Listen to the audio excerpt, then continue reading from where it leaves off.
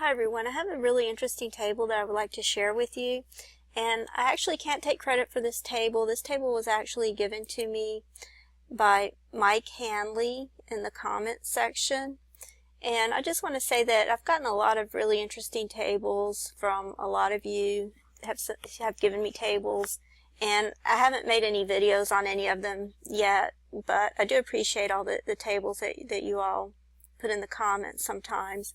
But I wanted to go ahead and do a video on this one because I think this is really amazing and I just want to share it with you.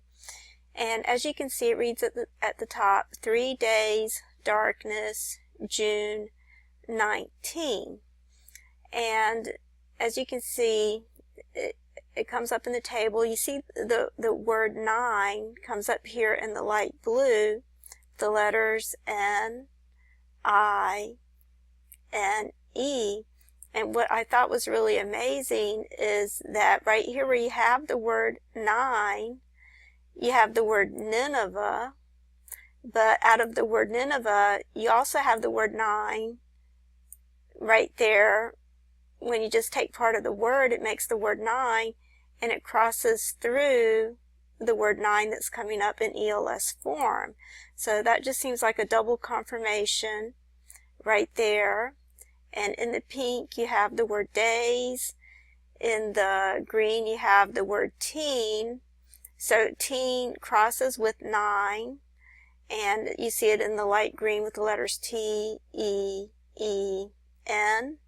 And then over here in the bluish purple, you have the word June with the letters J, U, N, E. And then here in the light red, you have the word 3 with the letters T, H, R, E, E. And like I said, you had days up here in the pink, and then you have darkness over here in the lavender. And the reason I thought this table was really amazing, because as always, what makes a table amazing is the matrix that it comes up in.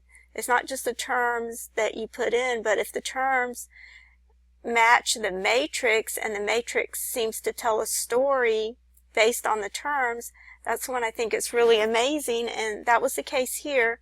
So I just want to share the matrix. It comes up in Micah 7:20, and it says, "Thou wilt perform the truth of Jacob and the loving kindness to Abraham, which thou hast sworn unto our fathers from the days of old." And then it goes on to Nahum, and then in Nahum 1:1 it says, "The burden of Nineveh, the book of the vision of Nahum the Elkoshite."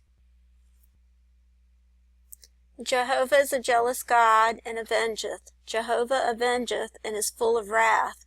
Jehovah taketh vengeance on his adversaries, and he reserveth wrath for his enemies. Jehovah is slow to anger and great in power, and will by no means clear the guilty. Jehovah hath his way in the whirlwind, and in the storm, and the clouds are the dust of his feet. He rebuketh the sea, and maketh it dry, and drieth up all the rivers.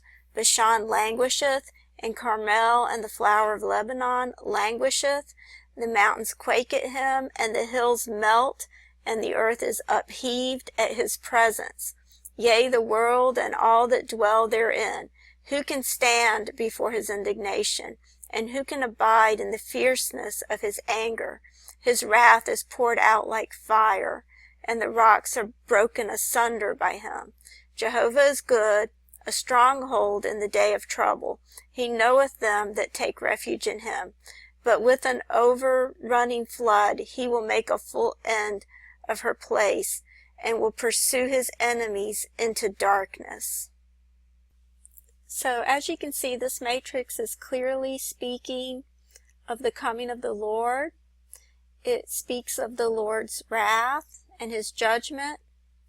But as always, in the midst of the Lord's wrath and judgment, it also speaks of his mercy.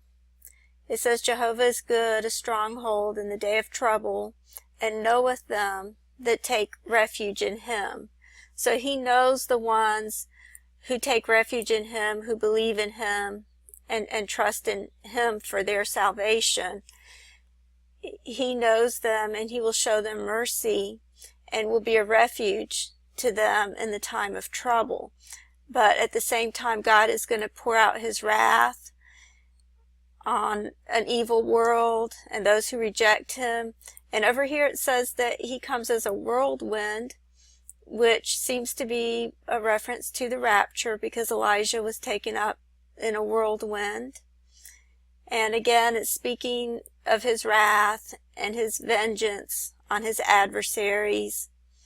So this is clearly speaking of the day of the Lord. It also talks about the earth melting. Right here it says the mountains quake at him and the hills melt and the earth is upheaved at his presence. So it's clearly talking about his presence, his appearance. This is clearly speaking of the day of the Lord and the coming of the Lord. And it comes up in a table that reads 3 days, darkness, June 19, Sunday. I had added the word Sunday as well, and you see the word sun coming up here in the yellow, the letters S-U-N, and I believe the word day is contained within the word days over here in the pink. So I'm not trying to set a date, once again, for the Lord's coming. I'm not sure when it's going to be, but it's just interesting the way all of this comes up in the table, and it just goes to show that God knows everything.